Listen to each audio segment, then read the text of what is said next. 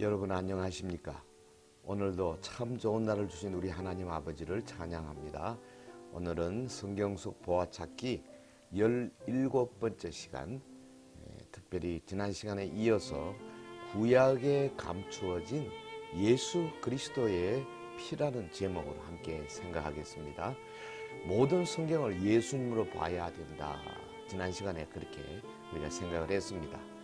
특별히 오늘은 구약에 감추어진, 우리가 자세히 들여다보지 않으면 알 수 없는 그런 예수 그리스도의 보혈에 대한 이야기 같이 생각하겠습니다.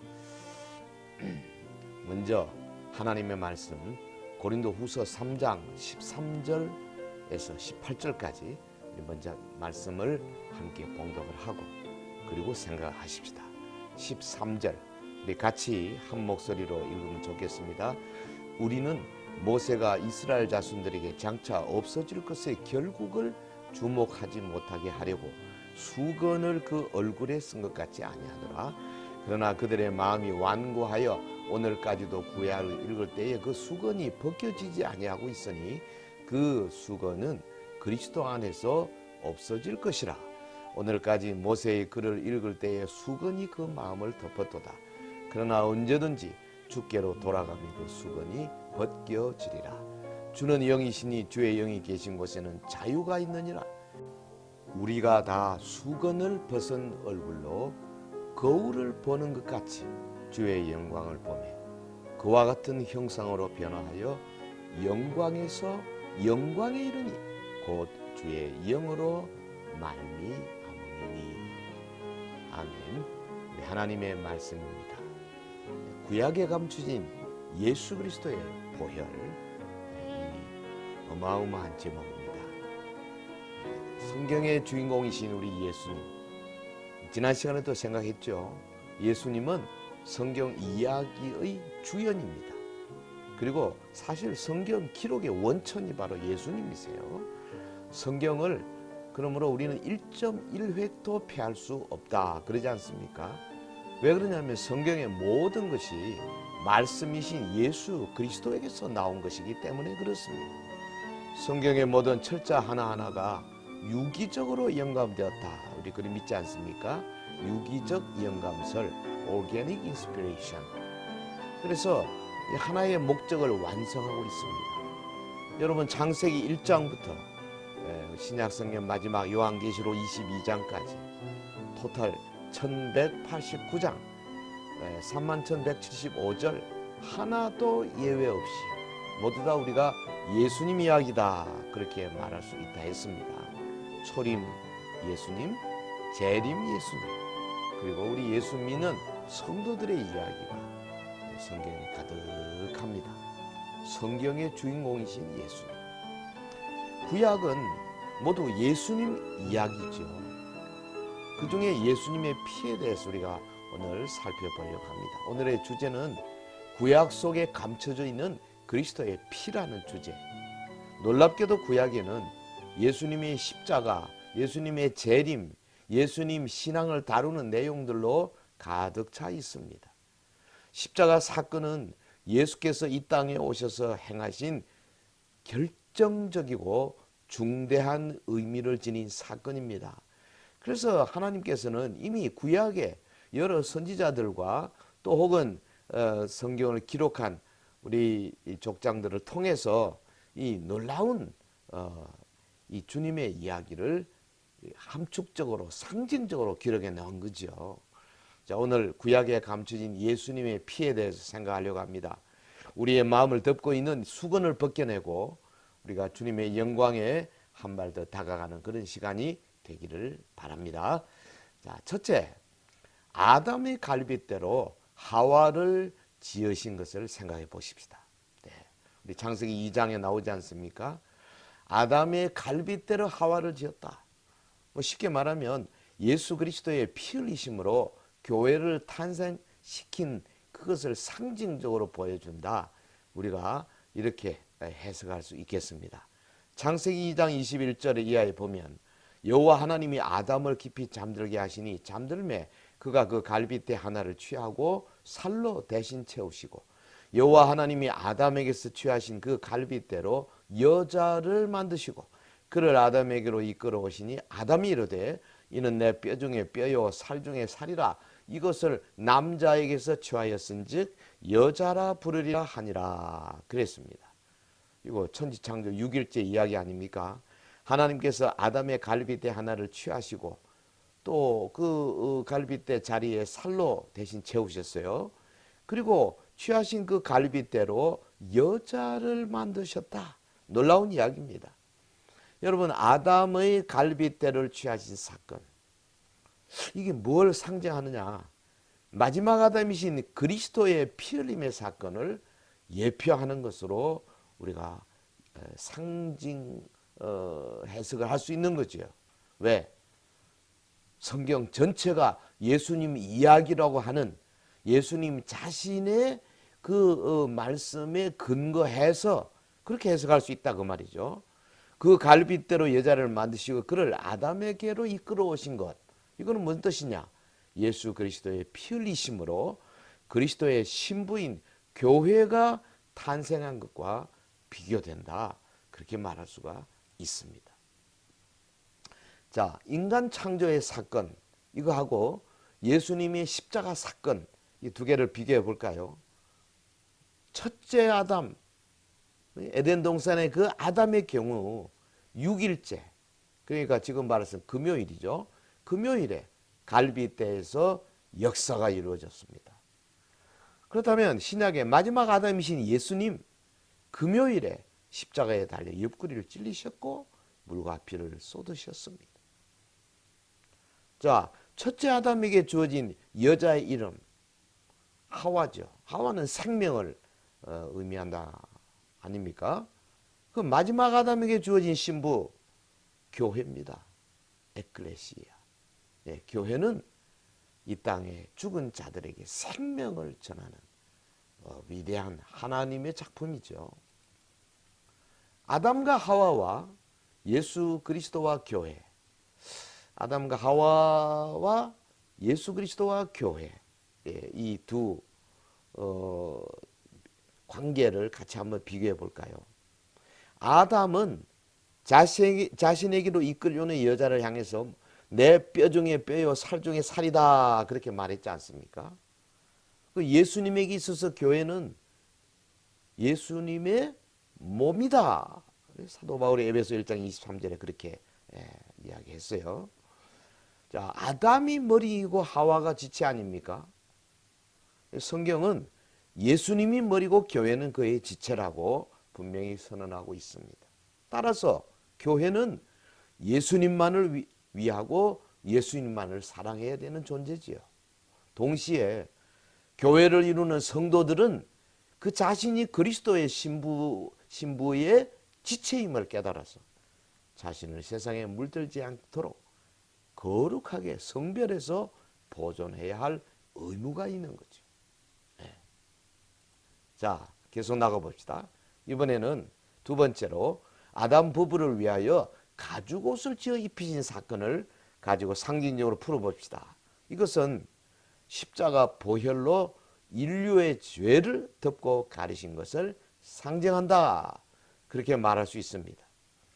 여러분, 창세기 3장 21절 여호와 하나님이 아담과 그의 아내를 위하여 가죽옷을 지어 입히시니라, 이 구절이 어떻게 예수님 이야기가 될 수 있습니까? 조금 더 깊이 봅시다. 선악을 알게 하는 나무의 실과를 따먹은 아담과 하와, 범죄하여 자신들이 옷 벗었음을 보고 부끄러워하는 아담 부부를 위해서 하나님은 가죽옷을 지어 입히셨습니다. 하나님은 짐승의 피를 흘리셨어요. 그래서 가죽옷을 지어 입히셨습니다. 아담 부부의 수치를 가려 주셨습니다. 뭘 의미합니까? 예수께서 십자가에서 피 흘려 죽으심으로 범죄한 인류의 죄를 덮으시고 가리심을 예표한다, 그렇게 해석할 수 있겠습니다. 가죽옷을 지어 입히신 사건, 이것은 십자가 피의 언약사와 구속사로 해석할 수 있습니다. 참으로 놀랍게도 구약은 온통 예수 그리스도의 보혈로 가득하다, 그렇게 볼 수 있죠. 자, 하나 더, 세 번째, 양의 첫 새끼를 아벨이 제사 때 드렸지 않습니까? 요걸 한번 생각해 봅시다. 양의 첫 새끼를 드렸다. 이것은 성도가 예수님 신앙으로 예배하는 것을 상징한다. 이렇게 해석해도 될 것입니다. 창세기 4장 3절 이하에 보면 세월이 지난 후에 가인은 땅의 소산으로 제물을 삼아 여호와께 드렸고 아벨은 자기도 양의 첫 새끼와 그 기름으로 드렸더니 여호와께서 아벨과 그의 제물은 받으셨으나 가인과 그의 제물은 받지 아니하신지라. 가인이 몹시 분하여 안색이 변하니 그랬어요. 세월이 지났습니다. 가인과 아벨이 장성했습니다. 각기 여호와께 제사를 드렸습니다. 하나님은 근데 아벨이 드린 그 양의 첫 새끼와 그 기름 제사 그거 받으셨어요. 가인의 제사는 받지 않으셨어요. 우리 시간이 없으니까 자세히 설명은 하기 어렵습니다만은 이 본절의 문법과 단어의 뜻을 고려해서 의역한다면 그의 가장 좋은 어린 양들로부터 얻은 고기의 기름진 조각들로 아벨이 제물을 삼았다. 그렇게 말할 수 있어요.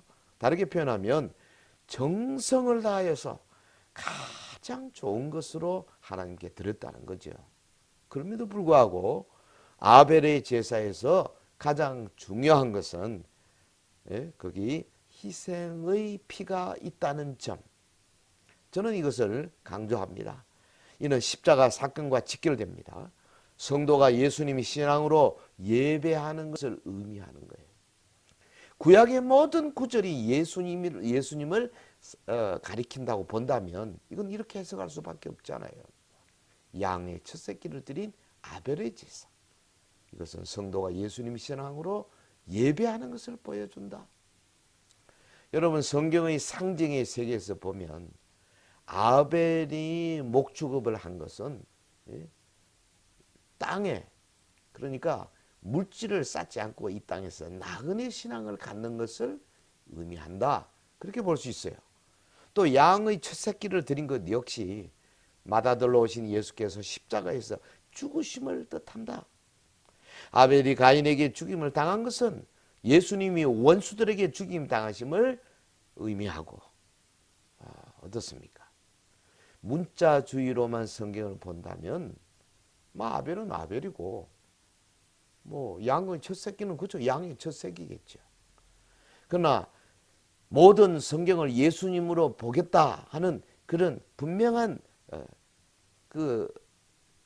이 관점을 가지고 성경 해석하면 다시 말하면 상징주의 성경 해석으로 본다면 예수님 구원의 비밀이 벗겨지게 될 것입니다. 아벨의 제물 속에는 예수님 십자가 피가 홍수처럼 흐르고 있는 거예요. 할렐루야. 자, 또 하나 노아 방주에 대해서 봅시다. 노아 방주를 만들 때 거기 베르나무, 잣나무 사이사이에 역청을 입혔다 그랬잖아요. 이거는 교회 일꾼들에게 입혀진 보혈을 상징한다. 그렇게 과감하게 해석할 수 있습니다. 창세기 6장 14절 너는 고페르 나무로 너를 위하여 방주를 만들되 그 안에 칸들을 막고 역청을 그 안팎에 칠하라 그랬어요. 이 노아에게 하나님은 방주를 만들게 하시고 홍수 심판에서 보호받게 하셨지 않습니까? 이것은 성도들이 교회 안에서 보호받음을 의미하는 겁니다. 방주, 히브리어로 테바죠. 이거는 갓난아기 모세를 태웠던 그 갈대 상자, 이것도 테바예요. 테바는 역청을 칠해가지고 물이 스며들지 않게 한 상자입니다. 노아 방주 역청을 칠했다고 분명히 되어 있어요. 근데 이 방주는 자체 동력이 없어요. 엔진이 없다고 말이죠. 그냥 물 위에 잘 뜰 수 있게 만든 상자 형태의 배죠. 아무리 노아 방주가 큰 거대한 배라 할지라도 엔진이 없어요. 그냥 거센 파도와 이 물결 속에서 오직 하나님의 인도와 보호하심에 전적으로 의존할 수밖에 없는 거죠. 여기 신약교회에 중요한 특징이 들어 있습니다. 교회는 엔진이 따로 없어요. 주님의 손에 철저히 붙들려야 됩니다. 인간들이 자기 생각으로 이렇게 저렇게 운영하려고 그렇게 하는 게 아니라 모든 일을 말씀에 근거해서 기도하면서 성령의 인도를 받아야 된다 그 말이에요. 그러므로 교회 일꾼은 신령한 역청으로 입혀져야 하는 거죠. 보혈로 입혀져야 된다 그 말이죠. 역청, 코페르. 이거 코페르라는 말 카파르 동사에서 왔거든요. 네, 카파르. 하나님께서 노아에게 방주 안에 칸들을 막고 역청을 그 앞에 칠하라 그랬는데요. 이 역청이 그 코페르예요. 이게 칠하다는 뜻 카파르 동사에서 유래했는데 이거를 여러분 BDB 히브리어 사전을 찾아보면 카파르가 속죄하다 그렇게 또 번역되어 있어요. 그러니까 본문을 가만히 보면 속전으로 속죄하라, 안팎에 칠하라, 속전으로 속죄하라 그렇게 번역할 수 있는 거예요. 그러니까 뭐냐면 역청을 예수님의 보혈로 해석하는 일에 어려움이 없어요. 역청, 보혈, 네, 놀랍지 않습니까?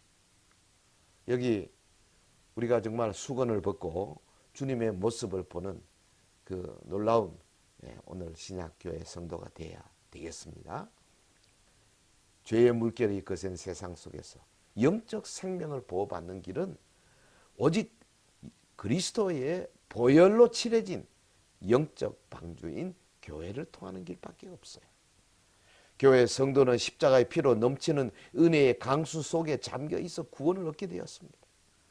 노아 방주와 안팎에 칠한 역청은 성경적 상징주의 해석 세계를 보여주는 좋은 예가 될 것입니다.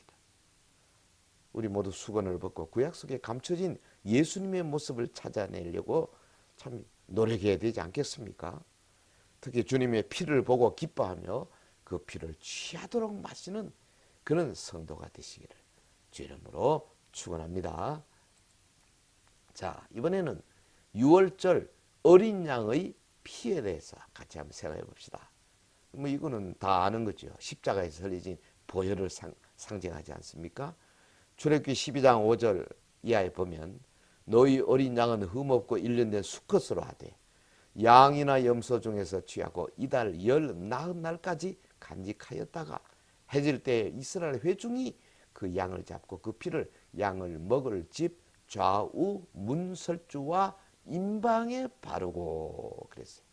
그러니까 6월절 어린 양의 피 역시 예수님의 십자가 보혈을 상징하는 것은 이건 뭐 분명한 겁니다. 이에 대해서는 아무리 지독한 문자주의자들이라도 인정하지 않을 수가 없어요. 왜냐하면 요한복음 1장 29절에 세상 죄를 지고 가는 하나님의 어린 양 그랬잖아요. 예수님을. 고린도전서 5장 7절에 우리의 6월절 양 곧 그리스도께서 희생되셨느니라. 구약을 읽을 때 우리 수건이 벗겨져야 합니다.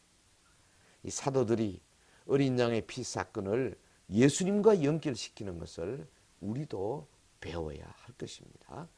6월절 어린 양의 피. 자, 구약에 감춰진 예수 그리스도의 피에 대해서 한 5가지로 막 그냥 쉽게 예를 들어봤어요. 이 외에도 뭐 엄청나게 많죠. 아담의 갈빗대로 하와를 지으셨다. 이건 그리스도의 피 흘리심으로 교회가 탄생되었다는 것. 아담 부부를 위하여 가죽옷을 지어 입히셨다. 십자가 보혈로 인류의 죄를 덮고 가려주셨다는 것. 양의 첫 새끼를 드린 아벨의 제사. 이것은 우리 성도들이 예수님 신앙으로 예배해야 된다는 것. 노아 방주에 발려진 역청. 교회 일꾼들이 그리스도의 보혈로 칠해져야 된다는 것. 그리고 6월절 어린 양의 피. 십자가에서 흘려진 보혈을 의미한다는 것. 구약에 감춰진 예수 그리스도의 피를 몇 가지로 예를 들어서 생각해 보았습니다. 사랑하는 성도 여러분, 아담도 아벨도 노아도 아브라함도 야곱도 모두 예수 그리스도의 피를 통하여 구원을 받는 거 여러분 다 아시잖아요. 예수 그리스도의 십자가 보혈은 시간과 공간을 초월해서 과거와 현재, 미래까지 그 능력이 확대되는 겁니다. 우리 주님 말씀하십니다. 너희가 성경에서 영생을 얻는 줄 생각하고 성경을 연구하거니와 이 성경이 곧 내게 대하여 증언하는 것이다. 여러분, 예수님이 여기 성경에서 하는데 약간 성경의 일부분을 말한 게 아닙니다. 모든 성경이 내게 대하여 증언하는 거다. 저는 그렇게 생각합니다. 따라서 우리가 문자적으로 보면 모든 성경을 다 예수님으로 보려고, 그것이 문맥상 너무나 엉터리, 너무나 맞지 않는 것 빼고는 다 예수님으로 해석하려고 하는, 이건 정말 확대해서, 극대해서 예수님으로 해석하려고 하는 그런 상징주의적인 관점을 갖는 것이 유리합니다. 수건을 벗어야 돼요. 성경을 읽을 때에 모든 구절에서 예수님을 읽어내야 합니다. 물론 여러분, 정통적인 우리 개혁주의 이 조직신학적인 뭐랄까요, 그걸 벗어나서는 안 되죠. 하지만 여러분, 우리가 가진 이 교리적인 정상적인 전통적인 교리 안에 있는 한은 예수님으로 해석하려고 최선을 다하는 자세, 이게 중요한 거예요. 우리가 다 수건을 벗은 얼굴로 거울을 보는 것 같이 주의 영광을 보며 그와 같은 형상으로 변화하여 영광에서 영광에 이르니 곧 주의 영으로 말미암으이다. 그렇습니다. 사랑하는 성도여, 예수 그리스도를 보는 눈, 그리스도의 피를 발견하는 눈, 이게 오늘 우리에게 필요합니다. 구약에 감춘 예수 그리스도의 피, 예를 들어서 몇 가지로 생각을 빼앗습니다. 평신도를 위한 성경 속 보아찾기 17번째 시간이었습니다. 성경 구절구절에서 보아들이 쏟아지고 있지 않습니까? 함께 우리 보아 찾는 일에 계속 전진하면 좋겠습니다. 박순호 TV 우리 구독, 좋아요 같이 눌러주시고 함께 이 위대한 여정에 동행하시기를 주의 이름으로 축원합니다.